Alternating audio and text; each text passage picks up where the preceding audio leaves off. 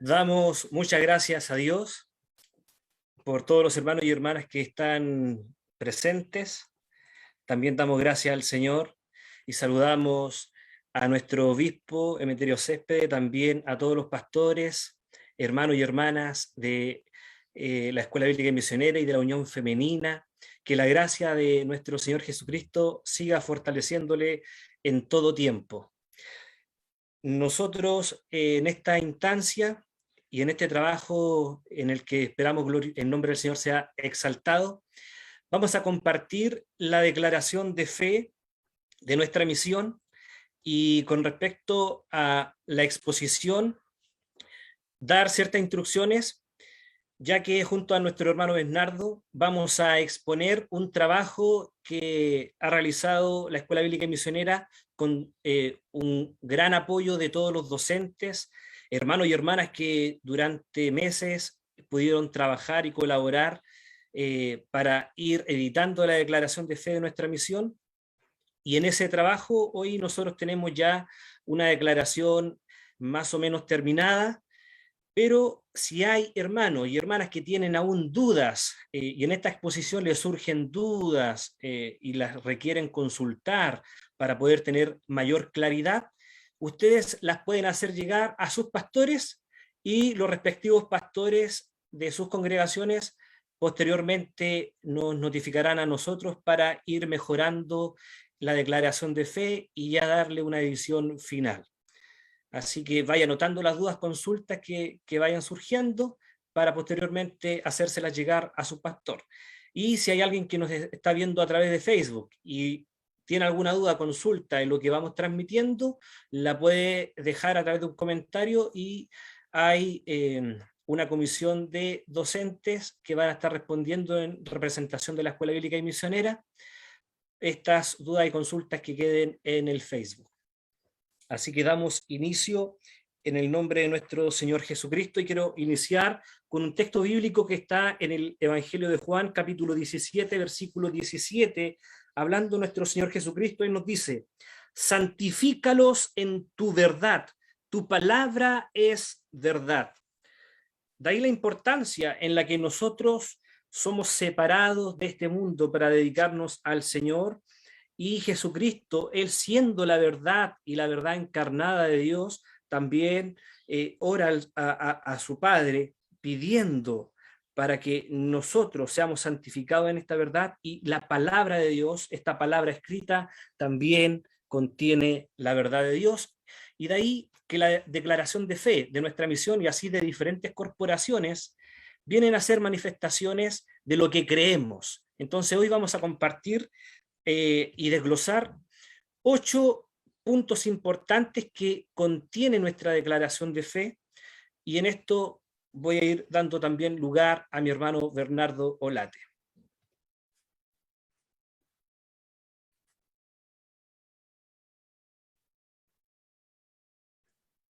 Amén. Buenas tardes a todas nuestras hermanas, pastores presentes. La gracia del Señor, amén, sea sobre todos y cada una de ustedes y de nuestros pastores y hermanos que se han tomado este tiempo para poder compartir lo que mi hermano Samuel hacía alusión en su introducción.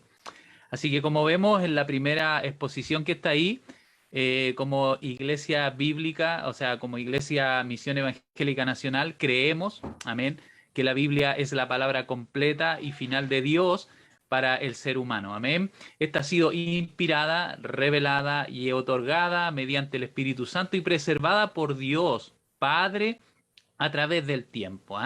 Sabemos que la componen las escrituras del Antiguo Testamento, siendo la única norma de fe y práctica cristiana, suficiente, inerrable, autorizada y segura para el conocimiento de Dios. Y eso es súper importante, el conocimiento de Dios, para la salvación del ser humano y la vida en santificación. Amén. Eso es la parte de la introducción. Y ahora obviamente vemos lo que llamamos nosotros muchas veces el canon bíblico. Entonces reconocemos, hermanos, que la Biblia está compuesta por un grupo de libros que han sido inspirados por Dios, no por los hombres, amén, y revelada al ser humano mediante 40 escritores y en un espacio de aproximadamente 1500 años. Y a esto se le llama el canon bíblico. El canon, hermano, se define como los libros de la Biblia aceptados oficialmente como parte de las Sagradas Escrituras. Y los libros de este canon los encontramos tanto en el Antiguo Testamento con 39 libros y en el Nuevo Testamento con 27 libros. ¿Ah? Entonces, después tenemos en la segunda exposición o en la segunda diapo, mi hermano Samuel, vemos, hermano, aquí que la palabra de Dios es la palabra, o sea, sabemos que es la palabra de Dios porque contiene las normas, los consejos, preceptos e indicaciones, hermanos, para que el ser humano viva según la voluntad de su creador. Y como vemos abajo de donde dice es la palabra de Dios, vemos que es comprendida por los creyentes. Podemos, hermanos, nosotros acceder a la comprensión de la Escritura a través de la inspiración del Espíritu Santo a ella. El Espíritu Santo nos da luz para entender y comprender lo que la Escritura dice. Amén. Y esto es mediante, hermano amado, la dirección de Dios y a través de la lectura de la misma palabra. Amén. Tenemos también que esta es inspirada. O sea, consideramos que es inspirada por Dios porque toda la Escritura, como lo dice ella, es el aliento de Dios. Ella contiene la inspiración verbal. Cuando usted quiere que Dios le hable, lea la Escritura. Cuando usted quiera que Dios le hable en silencio, lea la Escritura en silencio. Cuando usted quiera que Dios le hable en voz alta, lea la Escritura en voz alta. Es una inspiración verbal, que significa, hermano, que las mismas palabras de los manuscritos originales fueron inspirados por Dios, siendo Dios la fuente última del mensaje divino. Por lo tanto, hermanos, su origen es sagrado al ser otorgada por este creador. Tenemos el tercer punto ahí que vemos que es revelada, ya que Dios mismo se ha dado a conocer al ser humano por medio de la Biblia. Y también es progresivamente otorgada a través del tiempo. Esta ha sido entregada en diferentes etapas, amén, del trato de Dios con los seres humanos. Por lo tanto, la revelación de Dios ha sido otorgada de manera gradual en la historia del ser humano. Y el último punto que tenemos en esta muestra es que es la única norma de fe y práctica cristiana. Porque al ser revelada y otorgada por Dios, hermanos, tiene el valor de ser la única vía moral para el desenvolverse como hijo o hija de Dios en medio de este mundo. Esto significa que la ética del diario vivir que nosotros llevamos y de acuerdo y de cualquier esfera de la vida del ser humano, hermano, estas son establecidas por la Biblia, sin requerir, hermanos míos, otros modelos ni otra literatura adicional. Y eso también está en la Escritura, Malaquías 2:6, Juan 7, del 16 al 19. Y en la siguiente presentación tenemos nosotros que es inerrable. La palabra, hermano, no se equivoca ni contiene errores. Eso significa que es inerrable, es sin error. ¿Ya? Entonces, posee, en la segunda foto que tenemos acá, autoridad, hermanos, para discernir el valor moral de actuar de todos los seres humanos, hayan creído o no en el sacrificio expiatorio de Jesús en la cruz. Por ello, para los creyentes en Cristo, hermano, los mandatos bíblicos constituyen la ley moral de Dios. Señala también el único camino para la salvación del ser humano de las consecuencias de su pecado, mediante la fe, hermano, en el sacrificio expiatorio de Cristo, Jesús obrando en la cruz. Esto quiere decir que el tema central, hermanos míos, de la palabra de Dios es la reconciliación del ser humano con Dios, mediante la persona y la obra de su Hijo Jesucristo. Señala también las normas y vías para la vida en santificación, que le permiten al ser humano, hermano, permanecer en estado de pureza espiritual y moral, en coherencia con los mandatos establecidos en su palabra, gozando así, hermanos, de la gracia de Dios otorgada por medio de la obra redentora de Cristo. Tito 2, 11 al 12 y Primera de Pedro, capítulo 1, 13 al 16 lo podemos encontrar. Amén. Amén. De estas 7 grandes declaraciones, pasamos ahora a la segunda, que corresponde a la posibilidad de nosotros también de definir la deidad. Algo muy complejo para el ser humano porque Dios prácticamente, en lo que vamos a ver, no puede ser conocido por el ser humano. Es muy complejo, es un Dios tremendo, grande, y difícil de que el ser humano lo pueda alcanzar y conocer. Pero sí la Escritura nos da luz y describe de cierta forma a este ser divino. Cuando hablamos nosotros de Dios, nuestra creencia es que creemos en un Dios trino, un Dios trascendente y santo que se ha manifestado a través de su palabra en 3 personas divinas: Dios el Padre, Dios el Hijo y Dios el Espíritu Santo. Respecto a estos atributos de Dios, comprendemos y creemos a través de la Escritura y la información bíblica de la cual nosotros obtenemos estas conclusiones, es que Dios se ha revelado y se ha dado a conocer como espíritu. Dios es espíritu, pero un espíritu personal. Dios no es una fuerza, no es una energía, Dios es un espíritu personal. Y en estos atributos en los que Dios se describe y se da a conocer por medio de su palabra, vemos 3 adjetivos: infinito, eterno, inmutable, y que se relacionan con 7 sustantivos, que es tanto infinito, eterno, inmutable en su ser, en sabiduría, en poder, verdad, santidad, justicia y bondad. Describo brevemente cada uno de estos conceptos. Cuando hablamos de que Dios es infinito, infinito en su ser, estamos hablando de que Dios no tiene límites, no hay espacio en el mundo que contenga a Dios. Dios está más allá del espacio, trasciende el espacio y también el tiempo. De ahí decimos que a través de su palabra Dios es eterno, Él no tiene principio, no tiene fin. Dios es el principio, Él es el fin, Él es autoexistente, es eterno. Y cuando hablamos de que Dios es inmutable, nos referimos a que Dios no cambia, no tiene variación en el tiempo. Dios es el mismo ayer, hoy y por los siglos.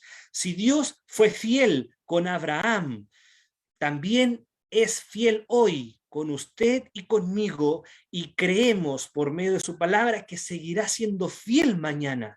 Dios es el mismo siempre y sus atributos actúan todos de forma simultánea, sin contradecirse uno con otro. Cuando hablamos de que Dios es sabio, ahí manifestamos y la Escritura nos da a conocer de que Dios todo lo sabe, todo lo conoce, Él es omnisciente y es todopoderoso. Ahí exaltamos el concepto de poder, de que Dios todo lo puede, no hay cosa imposible para Dios. Lo que Dios en su poder y soberanía hizo a través de la creación y manifestó su poder y su gloria, Dios hoy sigue manifestando su poder y gloria y lo seguirá haciendo mañana. Él es todopoderoso ayer, hoy y siempre. Y Él es verdadero, en Él no hay engaño y Él es santo. Y la Escritura realza y enfatiza la santidad de Dios en el aspecto de que Dios en algunos pasajes bíblicos vemos cómo se manifiesta la santidad y se enfatiza 3 veces. Y se dice que Dios es santo, santo, santo. Él está separado del pecado. Él no convive con el pecado. Es un Dios santo en ese aspecto, se manifiesta muy potente en ese aspecto moral, en el atributo moral de Dios. Y Él en su santidad también es justo. Dios es justo. Él castiga al malvado y bendice a aquel que ha escogido en su bondad. Dios es justo y esa justicia también se manifiesta en su bondad. Todos, a través de la santidad y justicia de Dios, merecemos el castigo y la muerte eterna por ser pecadores, pero Dios en su bondad y misericordia ha manifestado su amor en enviar a Jesucristo para redimir y salvar a la humanidad del pecado. Y aquí hemos hablado de que es un Dios trino, de ahí el concepto y la palabra Trinidad, cuya palabra no la encontramos nosotros en la Sagrada Escritura, pero sí, la doctrina se desprende porque la palabra de Dios la enseña. Esto es un concepto muy difícil para que la mente humana entienda cómo un ser puede ser tres a la vez, cómo Dios, siendo uno en esencia, puede ser tres en su naturaleza, tres personas. Entonces, Dios es uno, pero la Escritura nos enseña de que este Dios, que es el Dios vivo y verdadero, se ha manifestado en tres personas conviviendo en la divinidad: el Padre, el Hijo y el Espíritu Santo. Dios es uno, lo enseña la Escritura tanto en el Antiguo como Nuevo Testamento. Y la Escritura también nos enseña de que el Padre es Dios, y Jesucristo trajo este concepto de la paternidad de Dios a la vida del creyente. Él siempre llamó a Dios su Padre. Y Él mismo, Jesús mismo, la Escritura lo ha dado a conocer como Dios. Él en el principio estaba con Dios y en el principio Él era Dios. Juan 1:1. Y también la Escritura en el libro de Hechos nos menciona cómo el apóstol Pedro llama al Espíritu Santo Dios. Entonces, vemos cómo la Escritura, y en esto no hay contradicción, Dios es uno, pero se ha manifestado en tres personas. El Padre es Dios, Jesús es Dios y el Espíritu Santo es Dios. Hay conceptos y doctrinas bíblicas que, por muy difícil que podamos nosotros asumirlas intelectualmente, las creemos por fe porque están plasmadas en la Escritura. La palabra del Señor nos enseña justamente esta doctrina. Jesús se encarnó, Él es la imagen visible del Dios invisible y se hizo semejante a los hombres con el fin de cumplir algunos propósitos. Jesús nos vino a revelar a Dios, nos vino a dar a conocer a Dios y cómo es Dios, y a través de Él podemos ver nosotros a Dios. También vino para proveer un ejemplo a nuestras vidas, un ejemplo en el que nosotros también podemos acercarnos a Dios imitando el carácter de Jesucristo. Y Él vino para proveer un sacrificio efectivo por el pecado, porque el ser humano no podía salvarse por sus obras, por su justicia. Entonces era necesario que Él viniese para reconciliarnos con Dios, y también vino a destruir las obras del diablo. Cuando hablamos del Espíritu Santo, el Espíritu Santo, siendo Dios mismo, viene a la vida del creyente y comienza a morar en la vida del creyente. Y todos los creyentes, desde el día en que hemos sido llamados por Dios y Dios nos ha llamado, nos ha apartado del pecado para ser ahora sus siervos, sus esclavos, Él nos ha bautizado, y es la experiencia que tiene todo creyente, el bautismo en el Espíritu. Nosotros creemos en el bautismo del Espíritu como una experiencia que tiene cada creyente en el momento de llegar al Evangelio y al conocimiento de la fe, a través del llamado y del despertar de Dios en su vida. Y ese bautismo, que esa experiencia maravillosa, trae en la vida del creyente fruto, y se evidencia a través del carácter, el carácter de Jesucristo mismo en la vida del creyente. ¿Cuál fruto? Lo vemos nosotros a través de Gálatas en el capítulo 5, que nos menciona el amor. Vemos nosotros la paz, la paciencia, la benignidad, la bondad, la fe, la mansedumbre, la templanza. Estas maravillosas virtudes, estas 9 virtudes que vemos nosotros ahí en el libro de Gálatas, refleja ese fruto, el producto de haber recibido el Espíritu de Dios en nuestra vida, Dios mismo morando en nosotros, Cristo viviendo en nosotros, su Espíritu viviendo en nosotros. Y también el Espíritu Santo otorga dones. Estos regalos vienen a capacitar el cuerpo de Cristo. El Espíritu Santo capacita a hermanos y hermanas para ser útiles en la obra de Dios, y que el cuerpo de Cristo, la iglesia, se edifique uno a otro. Y a través de estos diferentes dones nosotros creemos que el Espíritu Santo ha otorgado dones a la iglesia, y en el transcurso del tiempo esos dones permanecen vigentes frente a este Dios que es inmutable. También hablamos de la humanidad. Creemos que el ser humano, como dice acá, es creación de Dios, hecho a su imagen y semejanza, con libre albedrío. Está compuesto por cuerpo, alma y espíritu, por su desobediencia, este fue destituido de la gloria de Dios y separado de él no puede alcanzar por sus méritos, hermanos míos, la salvación. Pero mediante la fe en Jesucristo restablece su relación con Dios. Entonces, con respecto a lo que es la humanidad, hermano, vemos que hay un estado inicial que lo muestra la Escritura ahí en Génesis. Y hermano, la palabra de Dios señala el verdadero origen del hombre, el cual no es por generación espontánea como lo dicen otras personas, otros que creen otro tipo de cosas. Amén. Tampoco es por evolución o desarrollo natural. La Biblia enseña, hermanos, que la raza humana es una especie con dos sexos definidos. Excluye que algún animal llegue a ser hombre, obviamente. Por lo tanto, no existe en la Escritura, hermano, el eslabón perdido. Solo el hombre tiene razón, cualidades morales y adora a Dios. En lo concreto, hermano, la humanidad fue creada para adorar, honrar y glorificar a Dios. Génesis capítulo 24 al 27 y en Hechos 17 también lo dice. Amén. Entonces la Escritura señala, hermanos, lo que el hombre es. ¿Qué es el hombre? Es creación directa, ahí en la parte inferior izquierda de su pantalla. El hombre es creación directa de Dios a su imagen y semejanza. Él nos creó. De todo ser viviente, el único superior hecho a imagen y semejanza de Dios, hermano, es la raza humana. Génesis 1:26 dice, hagamos al hombre como nosotros somos, y para que nos represente, con características, obviamente, morales y espirituales. Génesis 5:3.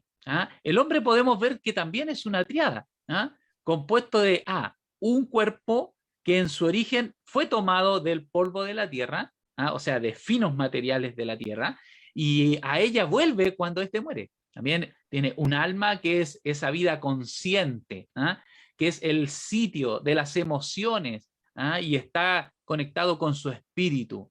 Y ahí está la tercera, el cual contiene su inteligencia y conocimiento y conciencia, el cual al morir el cuerpo, hermanos, vuelve a Dios que Él lo dio. Y también podemos ver que este ser humano, creado a la imagen de Dios, tiene razón e inteligencia. Y el hombre, hermano, fue formado con un conocimiento e inteligencia inmediata. Por ello puso nombre a los animales. Estaba en plena comunión con Dios, tuvo su hogar en el cual debía guardar y estaba asegurado, hermanos, su alimento. Vemos también que Dios hizo de la costilla del hombre a su compañera idónea, dice la Escritura, y complementaria con el propósito de juntos, aleluya, desarrollarse y progresar juntos. Bajo la bendición de Dios, hermano, recibió la promesa futura para poblar, crecer y administrar la tierra. Había solo una prohibición, y la historia todos la conocemos. Había una sola prohibición para la raza humana: no comer del árbol de la ciencia del bien y el mal. No les estaba prohibiendo el conocimiento, sino el obtenerlo desobedientemente. Pero Satanás, hermano, estudió su punto débil y los engañó. Amén. Entonces, podemos ver en la otra diapositiva, donde tenemos la caída del hombre. La caída del hombre ahí al medio, que dice, al lado de la humanidad, vemos la caída del hombre. Entonces, la desobediencia, hermano, a la instrucción dada por Dios fue propiciada por la astucia y el engaño de la serpiente. El hombre fue engañado, hermanos, por la ambición de ser igual a Dios. Satanás quiso ser como Dios, y esto trajo su caída, y también lo vemos en la Escritura. Esta semilla, hermano, de ambición, la sembró en la raza humana y lo logró, separando al hombre de su creador. Las consecuencias las podemos ver o podemos leer ahí en Génesis 3, capítulo 3, versículo 4 al 5. Amén. Y también después vemos el hombre y su vieja naturaleza. Cuando se escudriña, hermanos, Gálatas 5:17, señala la existencia de dos naturalezas en el ser humano. Y eso lo vemos en la otra diapositiva, en la que tenemos ahí. El hombre y su naturaleza vieja. descripción y el carácter y el fin. ¿Ah? Entonces señala ahí estas dos. Y a la vieja naturaleza, hermano, la Escritura la llama como la carne. ¿Ah? Al hablar de ella no hace referencia a los músculos, ¿ah? Los que son parte del organismo, sino a la naturaleza carnal, con la cual, hermano, nace. ¿Ah? Ninguno nace, ¿ah?, con una señal divina. El ser humano está separado de Dios hasta su arrepentimiento. Ahí es donde somos reconciliados con Dios. Y también habla del viejo hombre. No se refiere a la edad, sino a lo que era, lleno de maldad, corrupto, con deseos carnales, lejos de Dios. Y también tenemos el carácter y el fin. De esta vieja naturaleza es una naturaleza adánica, dado que Adán fue quien cayó y sus descendientes también. Y esta naturaleza es heredada, hermano mío, porque la recibimos de un hombre con estas características, o sea, de Adán. Y también es una naturaleza malvada. La vieja naturaleza que trae el hombre es incambiable. Pero cuando nace el espíritu, ¿eh?, cuando este nace del espíritu, es resucitado en Cristo y transformado a la imagen de Dios. Juan 3:6 lo vemos, y en Romanos 6, capítulo 23. Amén. Entonces, después, obviamente, de ver la humanidad, también tenemos el pecado. En la siguiente, y creemos como Iglesia Misión Evangélica Nacional que el pecado es la desobediencia de la humanidad a Dios, y su permanencia en él lo conduce a la separación eterna, hermano, de Dios. ¿Ah? Entonces, en la siguiente vemos la definición. ¿Y qué es lo que podemos definir como pecado? Bueno, el pecado es toda transgresión a la ley moral de Dios, establecida en la Sagrada Escritura, ya sea en hecho, en pensamiento o en condición del ser humano. Y eso lo podemos encontrar en Primera de Juan, capítulo 3, versículo 4.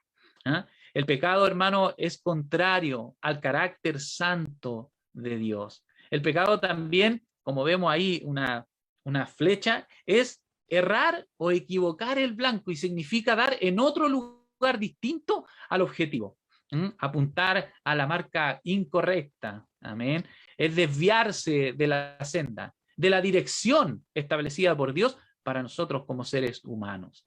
¿Ah? Después tenemos el segundo punto, que es el origen. Y este se origina, el pecado, por la rebelión de Satanás en el cielo, quien, por querer ser como Dios, fue expulsado de la presencia de Dios. Por esto, hermano, decide intervenir en la relación entre el ser humano y su creador, y les tentó para rebelarse contra su creador, haciéndoles, hermanos, creer que podían ser como Dios. Y después tenemos la caída del hombre, donde cae el hombre, donde peca. El árbol del conocimiento, hermano, del bien y del mal, estaba en el Edén, con el objetivo de poner a prueba la obediencia del ser humano. ¿Dios qué hizo? Ordenó a Adán no comer del árbol. ¿Y este qué hizo? Comió. Y entonces viene la consecuencia del pecado, la consecuencia por desobedecer a Dios. Una vez que conocieron el bien y el mal, la primera consecuencia, hermanos, fue la muerte espiritual, es decir, la separación de la comunión con Dios. Y en segundo lugar, tuvieron comprensión de que no era posible ser como Dios. ¿Por qué? Estos sintieron vergüenza de la condición en la cual estaban ahora. Y por último, la muerte entró a la humanidad y a todos sus descendientes. Esa fue la consecuencia. Dios emitió un juicio, porque esas también son consecuencias del pecado. Dios emitió el juicio sobre las tres partes involucradas: la serpiente, la mujer y el hombre. Dios maldijo a la serpiente y a la tierra, y en el caso del hombre y a la mujer caen de su rectitud original y pierden la comunión con Dios, quedando, ¿qué? Muertos, hermana mía, al pecado. Amén. Por esta corrupción original estamos completamente impedidos, incapacitados. Amén. Ahora, continuando, pasamos a la parte de nuestra declaración de fe que habla acerca de la salvación. Nosotros creemos que la salvación es la solución a la consecuencia del pecado, y es por la obra de la gracia de Dios mediante la fe en Jesucristo como Salvador y Señor, siendo el único mediador entre Dios y la humanidad. El ser humano no la puede obtener por sus obras. La salvación se da por la obra redentora de la muerte y resurrección de Jesús. Produce arrepentimiento y regeneración en la humanidad caída. El creyente, justificado por Jesucristo, experimenta posteriormente la santificación. Cuando hablamos nosotros entonces de la salvación, la podemos definir como la solución a las consecuencias originadas por el pecado. Y la salvación es un regalo que el ser humano no merece, es un regalo inmerecido. La salvación es por gracia, por la gracia de Dios, mediante la fe en Jesucristo. Cuando hablamos de la naturaleza de la salvación, hacemos referencia a aspectos en los que el Señor como soberano llama, es Él quien escoge. No es el hombre quien busca a Dios y quien le encuentra, sino Dios es quien llama al pecador al arrepentimiento, es Dios quien produce la fe y el arrepentimiento en aquel que está muerto en delitos y pecados. Un muerto nada puede hacer, pero Dios viene a darle vida. Y Él produce tanto la fe como el arrepentimiento. Cuando hablamos de fe, hablamos justamente de la confianza y la convicción plena que tiene el ser humano ahora en Dios y donde pone ahora su confianza en el Señor. Y Él, en el arrepentimiento, nosotros vemos y meditamos que el Señor justamente produce en el pecador un cambio de mente, de actitud, de estilo de vida. Ese hombre que estaba muerto en delitos y pecados ahora se arrepiente y pone su fe en Jesucristo. Se reconoce a sí mismo como pecador y miserable y como aquel que no tiene perdón en ninguna parte, pero lo ha encontrado en Dios.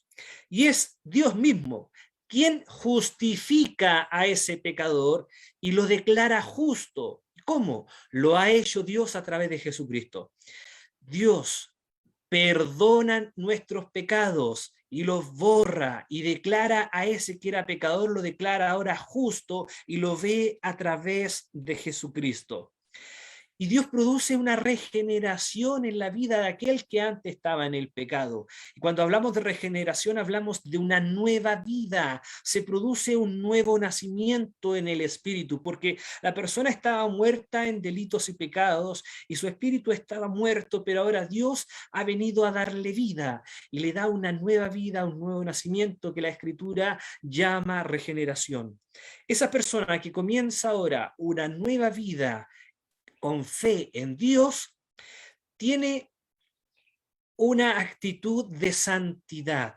Dios nos declara santos en un aspecto de posición, pero nosotros nos examinamos y nos damos cuenta de que no somos santos plenamente o completamente, sino que estamos en un camino hacia esa santidad en el sentido de una separación completa del pecado. Dios lo que ha hecho en nosotros es separarnos, apartarnos del pecado para que ahora nosotros estemos dedicados a su obra y a su servicio para glorificar y exaltar su nombre. Dios nos ha santificado, nos ha apartado del pecado y el creyente vive una vida distinta y lucha diariamente contra el pecado, no practica el pecado, lucha contra el pecado, a veces caerá, pero en su práctica trata de ir en contra del pecado y el Espíritu Santo que muere la vida del creyente lo guiará también a toda verdad y a toda justicia. De ahí que hablamos nosotros de que el creyente tiene seguridad de la salvación. ¿Por qué hablamos nosotros de la seguridad de la salvación? Porque no es el hombre quien ha encontrado la salvación o ha escogido a Dios, o es el hombre quien ha encontrado a Dios, sino todo lo contrario. Nuestra confianza y seguridad está en Dios porque es Él, bajo su soberanía, quien ha llamado a el hombre para la salvación. Es Él quien llama, es Él quien escoge bajo su soberanía, es Él quien ha predestinado. Él sabe quiénes serán salvos y quiénes serán condenados. Dios, en su gracia, en su soberanía, Él lo controla y lo sabe todo. Y nuestra seguridad está puesta en Dios porque como el hombre no logra salvarse a sí mismo y no logra obtener la salvación de Dios por su propia justicia o sus obras, nuestra seguridad está en Él porque descansamos en quien nos ha salvado y es ahora Él, el que nos salvó, quien mora en nosotros y nos guía. Dice la Escritura en Romanos capítulo 8, desde el versículo 33. Dice la palabra del Señor: ¿quién acusará a los escogidos de Dios? Dios es el que justifica. ¿Quién es el que condenará? Cristo es el que murió, más aún el que también resucitó, el que además está a la diestra de Dios, el que también intercede por nosotros. Versículo 35 nos da a conocer la siguiente pregunta: ¿quién nos separará del amor de Cristo? ¿Tribulación, o angustia, o persecución, o hambre, o desnudez, o peligro, o espada? Como está escrito: por causa de ti somos muertos todo el tiempo, somos contados como ovejas de matadero. Antes, en todas estas cosas somos más que vencedores por medio de aquel que nos amó. Por lo cual estoy seguro, dice el apóstol Pablo, por lo cual estoy seguro de que ni la muerte, ni la vida, ni ángeles, ni principados, ni potestades, ni lo presente, ni lo porvenir, ni lo alto, ni lo profundo, ni ninguna otra cosa creada nos podrá separar del amor de Dios que es en Cristo Jesús, Señor nuestro. Los creyentes vivimos confiados en Dios. Él nos ha dado vida y no es una vida temporal, es vida eterna y tenemos el sello del Espíritu Santo como garantía, como boleto de que entraremos a la salvación y vida eterna y que tras esta muerte nos levantaremos del polvo de la tierra y hemos de ver a nuestro Redentor.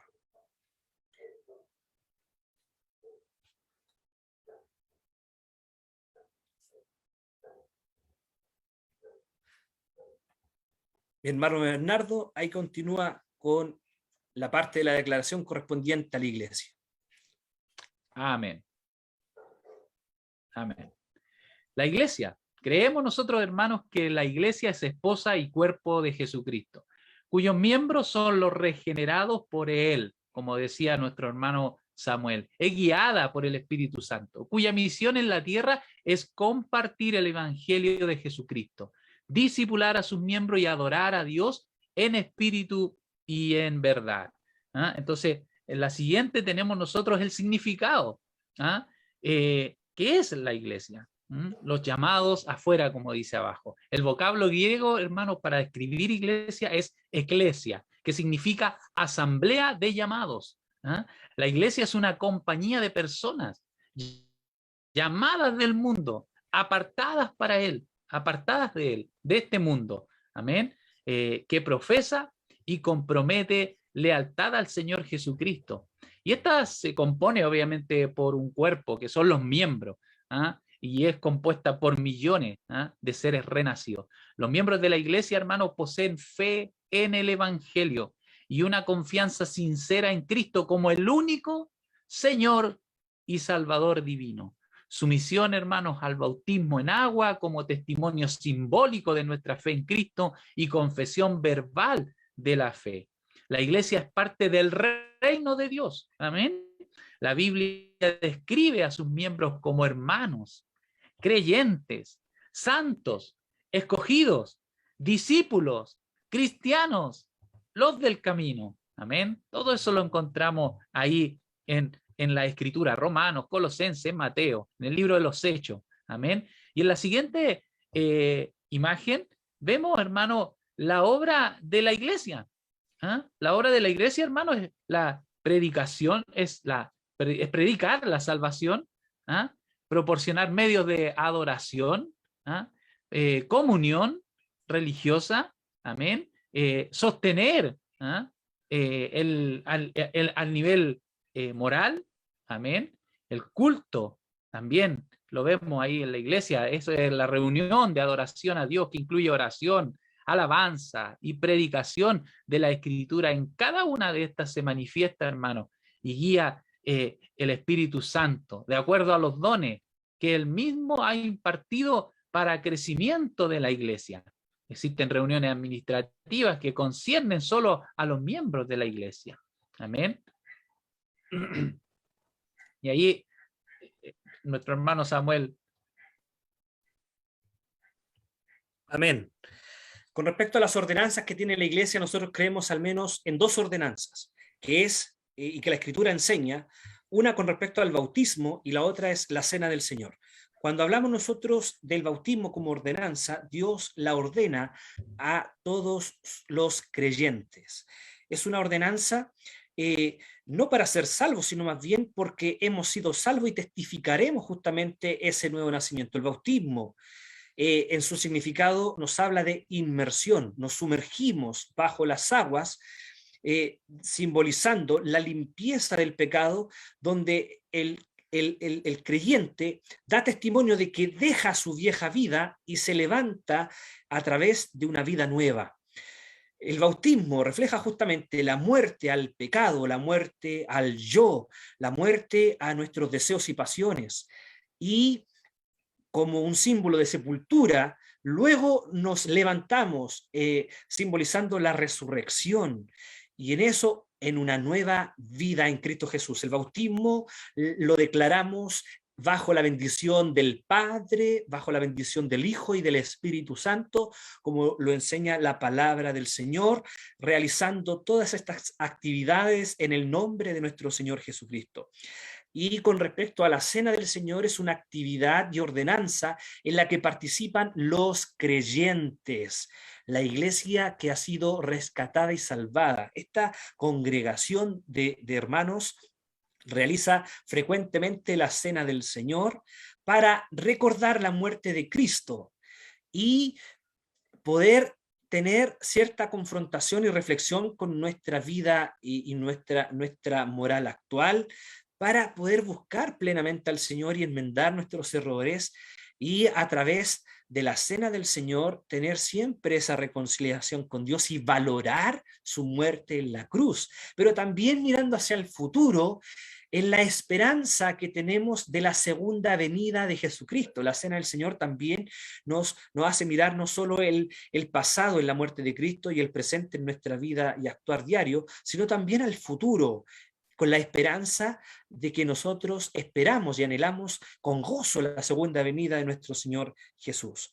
La cena del Señor se debe realizar con dignamente. La palabra nos habla de que tenemos que tener cierto juicio, cierto conocimiento en lo que vamos a hacer. Las personas deben comprender la ordenanza que van a cumplir, saber lo que van a realizar. Cuando cenamos, tenemos que entender ¿a qué hace referencia el pan que comeremos con respecto al cuerpo de Cristo, que fue allí partido en la cruz del Calvario por nosotros? Y también el vino, cómo simboliza el lavamiento de nuestros pecados a través de la sangre de nuestro Señor Jesús. Entonces vemos cómo de cierta forma la cena del Señor nos recuerda la muerte de Cristo, nos invita a tener un actuar conforme al carácter cristiano y nos mira hacia el futuro con el anhelo y el gozo en la segunda venida del Señor. También la iglesia realiza ceremonias, y entre estas ceremonias nosotros creemos en el matrimonio y también realizamos la ceremonia de sepultura.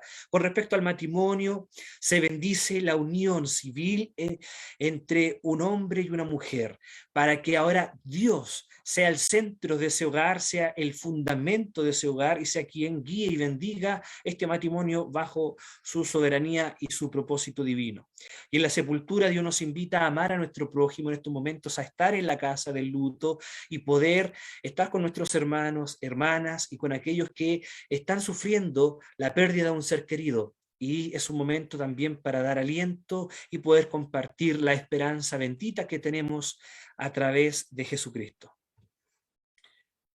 La última sección que compartiremos en este momento corresponde a los eventos futuros, que en los libros de teología bíblica y sistemática se conoce también como escatología. Nosotros, con respecto a estos eventos futuros, creemos como Iglesia Misión Evangélica Nacional, a través de la palabra del Señor, creemos en la segunda venida de Jesucristo, que la iglesia antes de la gran tribulación será arrebatada y los muertos en Jesucristo serán resucitados. Estos serán recompensados en el tribunal de Cristo y compartirán las bodas del Cordero. Y después de la gran tribulación vendrán con Cristo a gobernar por 1000 años en la tierra, para luego estar eternamente en la nueva Jerusalén adorando a Dios. Con respecto a la segunda venida, nosotros como cristianos creemos en la segunda venida de nuestro Señor y Salvador Jesucristo, y esta la vemos en dos fases. Una fase que la Escritura llama arrebatamiento, donde en ese momento, en ese punto de la historia, nuestro Señor Jesucristo resucitará a todos los muertos en Él, los muertos que murieron en Él, aquellos que creyeron en Él. Todos aquellos que murieron en el Señor serán resucitados, levantados, arrebatados y transformados. Y los que estemos vivos en ese momento seremos también transformados, seremos arrebatados posteriormente a aquellos que murieron. Y estaremos con el Señor y nos reuniremos con Él en los aires. Y posteriormente la segunda venida se manifiesta también cuando Jesucristo ya viene plenamente y pisa la tierra y se establece su reino milenial, lo que la Escritura habla del milenio de 1000 años, que nosotros creemos también literalmente, este gobierno ideal que dará a conocer nuestro Señor Jesucristo con la sede oficial desde Israel.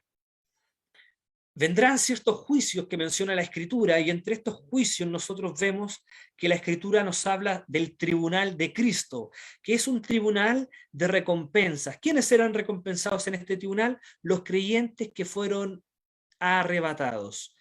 Y en este aspecto seremos nosotros recompensados de acuerdo a las obras que realizamos también en esta vida que el Señor nos permitió vivir en el Evangelio.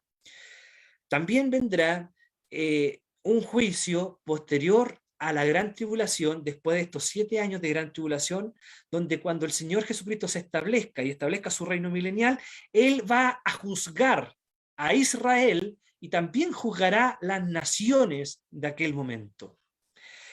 También vendrá un juicio sobre el anticristo y el falso profeta, quienes estarán durante estos 7 años de gran tribulación, donde la ira de Dios también será desatada sobre la humanidad. Y aún así el hombre porfiado y duro se rebelará contra el Señor, pero Dios también juzgará a Israel y las naciones, como hemos dicho, y al anticristo y el falso profeta, lo que la Biblia también llama estas dos bestias que vemos nosotros, y lo refleja a través de bestias, y esa es su representación que vemos en Apocalipsis y también en los pasajes del libro de Daniel. Si bien vendrán juicios sobre el anticristo y falso profeta, ellos serán inmediatamente enviados al lago de fuego, donde está y representa la segunda muerte, la muerte eterna que tendrá tanto seres celestiales como los seres humanos que se han rebelado contra Dios. Y vendrá un juicio sobre Satanás y también sobre los ángeles caídos. Y con respecto a Satanás, Satanás durante el milenio será atado, pero al ir finalizando el milenio se le dará libertad a Satanás y él engañará aún las personas que vivieron bajo el régimen y el reino de Jesucristo, bajo el milenio. Y posteriormente Satanás será juzgado y será también enviado al lago de fuego. Y al finalizar el periodo de los 1000 años, vendrá un juicio, el que la Biblia llama el juicio ante el trono blanco, donde todo aquel que no esté inscrito en el libro de la vida será enviado al lago de fuego. Aquí resucitarán todos aquellos que murieron en el mar y en cualquier lugar, y todas las personas de los que no se encontraron sus cuerpos, acá serán estas personas resucitadas y serán juzgadas, y todo aquel que no se halle inscrito en el libro de la vida será enviado al lago de fuego. Continúa nuestro hermano Bernardo. Amén. Amén. En este periodo, hermano, de los eventos futuros escatológicos, tenemos, después del arrebatamiento, va a comenzar la gran tribulación, y podemos decir que es el peor periodo de la historia humana, donde reinará Satanás, representado, hermanos míos, por el anticristo y el falso profeta. Dios enviará sobre este mundo, hermano, las 3 series de juicios, 7 sellos, 7 trompetas y 7 copas, que dejarán a la tierra, hermanos, desolada, con gran parte de la población mundial muerta. Amén. El milenio es un periodo, como decía mi hermano Samuel, de 1000 años literales, donde la gente que entren en ese periodo gozarán de bendiciones, amén, de beneficios similares a las condiciones que había en el huerto del Edén. ¿Qué tendremos? Paz, abundancia, justicia, entre otras cosas más. Pero sobre todo el gobierno con Jesús a la cabeza, que será sobremanera glorioso. Amén. En Apocalipsis 20, del 4 al 6, lo dice. Y al cabo de estos 1000 años, hermanos, Satanás será desatado. O sea, esta será la última rebelión. ¿Podemos, si la otra imagen, mi hermano? Para tener a todas las naciones que vivieron en el milenio, pero que nunca, hermano, entregaron su vida a Jesús, o nunca creyeron en Jesús.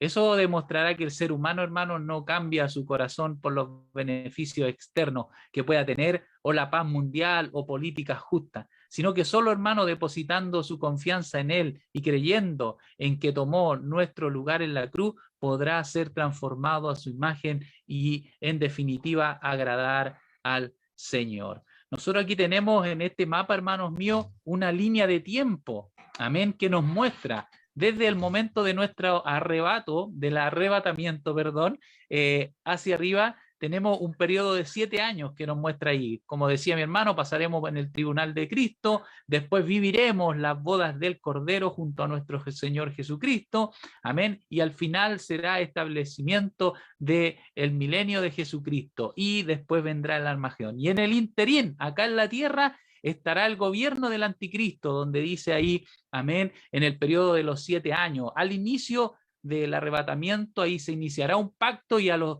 3 años y medio este pacto se romperá, habrá una ruptura del pacto. Y ahí eso sucederá acá en la tierra, mientras nosotros, hermanos míos, estamos en la presencia del Señor. Amén. La siguiente imagen que tenemos, finalmente, hermanos, la historia humana terminará como la conocemos hoy, porque habrá, hermano, una gran transformación que incluirá cielos nuevos. Amén. Viene ahí la última rebelión, el juicio del trono blanco, del cual hablaba mi hermano Samuel, y después viene la nueva Jerusalén, los cielos nuevos y tierra nueva. Amén. Entonces, la tierra terminará como nosotros la conocemos hoy día. Amén. Y esto después vendrá cielos nuevos y tierra nueva. No habrá necesidad, como dice la Escritura, de sol ni luna, ni mar, porque todas las condiciones que hoy tenemos se ajustan a cómo vivimos. En cambio, en la eternidad, hermano, no requerirá de estas cosas, porque Dios hará nuevo todo. Amén. Del cielo descenderá la nueva Jerusalén, que será el lugar donde todos los hijos de Dios, hermanos míos, estarán y verán cara a cara a Dios por toda la eternidad. Eso lo encontramos ahí en Apocalipsis 21, versículo 1 al 27. Amén. Y la eternidad con Dios será para siempre. Señor les bendiga. Mi hermano Samuel. Amén. Y continuamos nosotros acá con respecto a esta ya conclusión de lo que hemos comentado. Y hemos visto a través de la declaración de fe cómo vemos y nosotros creemos y lo que creemos con respecto a la Escritura, a la deidad, a la humanidad, al pecado, la salvación, la iglesia y los eventos futuros. Y en la declaración de fe, Con respecto a la escritura, creemos que la Biblia es la palabra completa y final de Dios para el ser humano, que ésta ha sido inspirada, revelada y otorgada mediante el Espíritu Santo y preservada por Dios Padre a través del tiempo, que la componen las escrituras del Antiguo y Nuevo Testamento, siendo la única norma de fe y práctica cristiana. Ella es suficiente, inerrable, autorizada y segura para el conocimiento de Dios, para la salvación del ser humano y la vida en santificación. Con respecto a la deidad, creemos en un Dios trino, trascendente y santo, manifestado en tres personas divinas: Dios el Padre, Dios el Hijo y Dios el Espíritu Santo. Creemos que el ser humano es creación de Dios, hecho a su imagen y semejanza con libre albedrío, que está compuesto por cuerpo, alma y espíritu, y por su desobediencia fue destituido de la gloria de Dios, y separado de él no puede alcanzar por sus méritos la salvación, pero mediante la fe en Jesucristo restablece su relación con Dios. Con respecto al pecado, creemos que el pecado es la desobediencia de la humanidad a Dios y su permanencia en él lo conduce a la separación eterna de Dios. Con respecto a la salvación, creemos que la salvación es la solución a la consecuencia del pecado y es por la obra de la gracia de Dios mediante la fe en Jesucristo como Salvador y Señor, siendo el único mediador entre Dios y la humanidad. El ser humano no la puede obtener por sus obras, la salvación se da por la obra redentora de la muerte y resurrección de Jesús. Produce arrepentimiento y regeneración en la humanidad caída. Y el creyente justificado ahora por Jesucristo experimenta posteriormente la santificación. Con respecto a la iglesia, creemos que la iglesia es esposa y cuerpo de Jesucristo, cuyos miembros son los regenerados por él. Es guiada por el Espíritu Santo, cuya misión en la tierra es compartir el evangelio de Jesucristo, discipular a sus miembros y adorar a Dios en espíritu y en verdad. Y finalmente, con respecto a los eventos futuros, creemos en la segunda venida de Jesucristo y que la iglesia antes de la gran tribulación será arrebatada y los muertos en Jesucristo serán resucitados. Y estos serán recompensados en el tribunal de Cristo y compartirán la boda del Cordero. Después de la gran tribulación vendrán con Cristo a gobernar por 1000 años en la tierra, para luego estar eternamente en la Nueva Jerusalén adorando a nuestro Dios.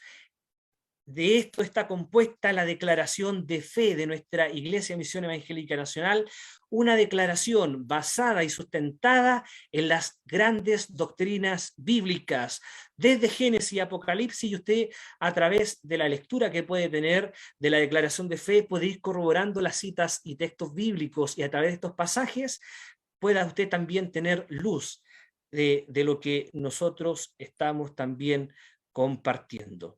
Así que damos muchas gracias a Dios, hermanos y hermanas de nuestra Iglesia Misión Evangélica Nacional.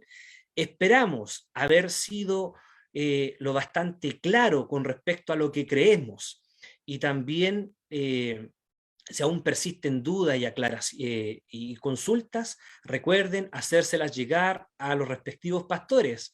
Ellos nos notificarán a nosotros como Escuela Bíblica y Misionera para ya darle una edición final a nuestra creencia.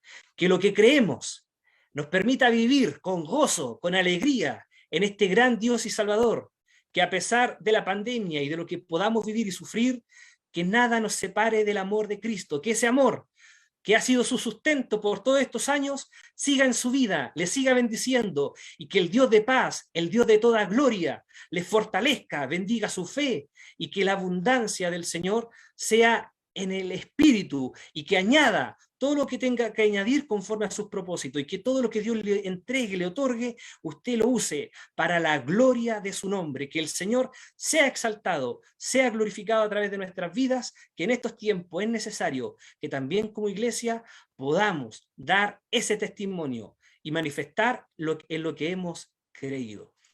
Doy gracias al Señor por esta declaración de fe, que ha sido un trabajo arduo de hermanos y hermanas de nuestra denominación, de los profesores y pastores también que pertenecen a la Escuela Bíblica y Misionera, esperando que en todo esto el Señor sea exaltado. Entrego este lugar a mi hermana Cecilia para que ella continúe con la actividad.